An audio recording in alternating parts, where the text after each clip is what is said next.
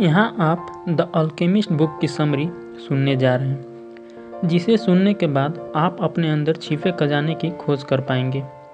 यह वास्तव में हमारी, आपकी, हम सबकी कहानी है। खजाना, यह सुनकर ही हम में से हर किसी के अंदर यह चाहत जाग जाती है कि कैसे यह हमें मिल जाए। द अल्केमिस्ट में भी इसी तरह के खजाने की कहानी पढ़ने के लिए मिलती है।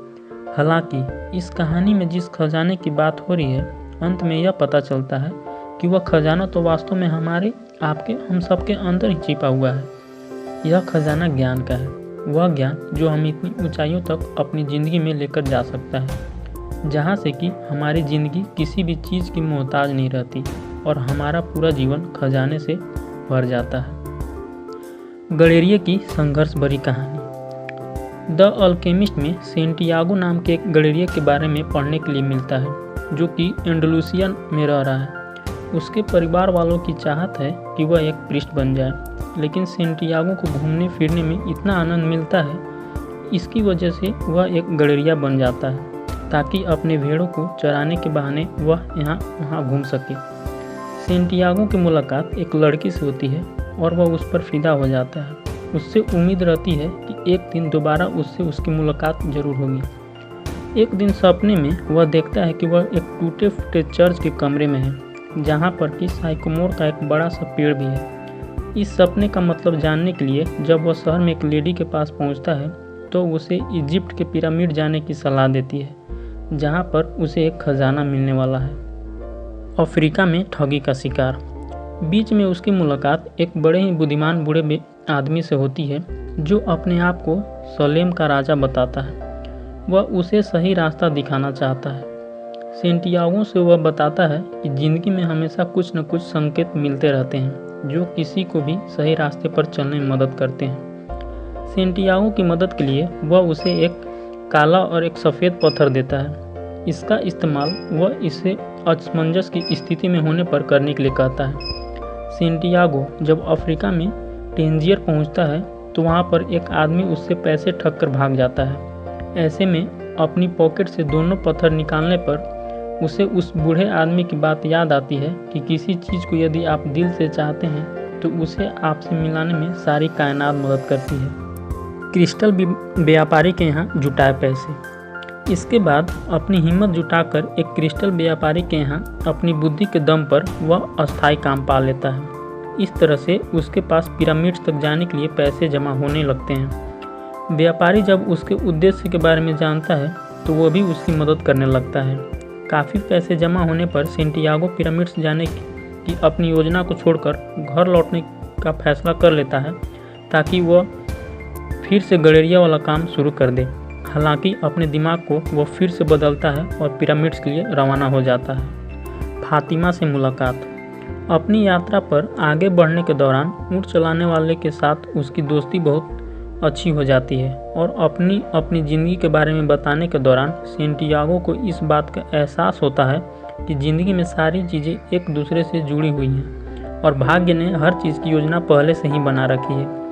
बीच में इन लोगों को आदिवासियों के बीच युद्ध के बारे में जानकारी मिलती है, तो किसी तरीके से बचते हुए सेंटियागो ओएसिस तक पहुंच जाता है।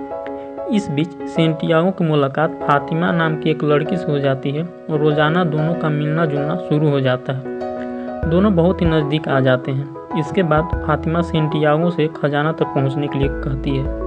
सेंटियागो की मुलाकात जब अल्केमिस्ट से होती है, तो सेंटियागो फातिमा के मिल जाने को खजाना मिलने के तौर पर बताता है, लेकिन अल्केमिस्ट उसकी इस बात को यह कहकर काट देता है कि पिरामिड से उसे फातिमा नहीं मिली है, इसलिए फातिमा खजाना नहीं हो सकती। इसके बाद एक बार फिर से सेंटियागो अपने भाग्य के पीछे चलने का मन बना लेता है और आगे बढ़ जाता है। उसे फातिमा की याद तो बहुत आती रहती है, मगर अल्केमिस्ट उसे यही बताता है कि उसके भाग्य में यदि फातिमा का प्यार होगा तो उसे ज़रूर नसीब होगा। नाकामयाबी का डर। सेंटियागो खजाना ढूंढने की अपनी यात्रा पर तो ज़रूर निकला हुआ था, लेकिन ज़िंदगी के हर कदम पर अब उसे नए नए एहसास हो रहे थे। सेंटियागो को यह महसूस हो चुका था कि नाकामयाब होने का जो भय है, वह नाकामयाबी से भी कहीं बड़ा होता है। इस तरह से सेंटियागो का दिमाग धीरे धीरे शांत हो रहा था। इसी बीच सेंटियागो और अल्केमिस्ट आदिवासियों से घिर गए थे। सेंटियागो के बारे में अल्केमिस्ट ने उन लोगों को बता दिया था कि वह उन्हें हवा बनकर दिखा सकता है।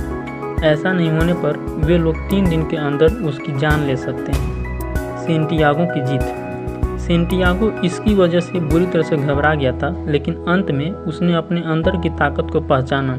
ईश्वर से उसने अपना जुड़ाव महसूस किया। अंत में उसने खुद को हवा में बदलकर उन सभी को दिखा भी दिया और शर्त को जीत गया। थोड़ा आगे बढ़ने पर अल्केमिस्ट सेंटियागो को रास्ता दिखाकर अपनी राह पर चल पड़ा। इधर सेंटियागो पिरामिड तक पहुंच तो गया, लेकिन वहां पर खुदाई के दौरान उसे कुछ भी नहीं मिल रहा था। अल्केमिस्ट से जो सोना सेंटियागो को विदाई के वक्त उपहार में मिला था, कुछ लोगों ने आकर उसे छीन लिया था। साथ ही उसकी जमकर पिटाई भी कर दी। हालांकि जाते वक्त उन लोगों के चीफ ने सेंटियागो को अपने सपने के बारे में बता दिया था कि स्पेन के एक चर्च में, जहां पर कि साइकोमोर का पेड़ लगा हुआ है, वहां पर खजाना छिपा हुआ है। खजाने का एहसास। सेंटियागो को जब यह पता चला कि उसकी खुशी का ठिकाना नहीं था, वह इस चीज़ को समझ चुका था कि खजाना तो उसी जगह पर छिपा हुआ था, लेकिन वहां तक पहुंचने का रास्ता बहुत ही घुमावदार था। अपने भाग्य के पीछे यदि वह नहीं चला होता तो शायद उस खजाने तक वह नहीं पहुंच पाता, जो कि एक तरह से उसकी अपनी जगह पर छिपा हुआ था। सेंटियागो को यहाँ पर फातिमा की खुशबू का भी एहसास हुआ और मैं आ रहा हूँ फातिमा कहते हुए उसने बड़जोर से आवाज़ निकाली। और अंत में द अल्केमिस्ट नोवेल पढ़ने के बाद आपको यह समझ में तो आ ही गया होगा कि भले ही हमें कोई चीज़ बहुत आसानी से मिल सकती है, लेकिन जब तक उस चीज़ तक पहुंचने का मार्ग मेहनत से नहीं भरा होता, तब तक उस चीज़ को पाने की असली खुशी हमें महसूस नहीं हो पाती। साथ ही यह कहानी आपको यह भी बताती है कि असल खजाना यानी कि असली ज्ञान तो हमारे खुद के अंदर छिपा हुआ है। ज़रूरत बस उसे पहचानने की हो और सही दिशा में इसका इस्तेमाल करने की है।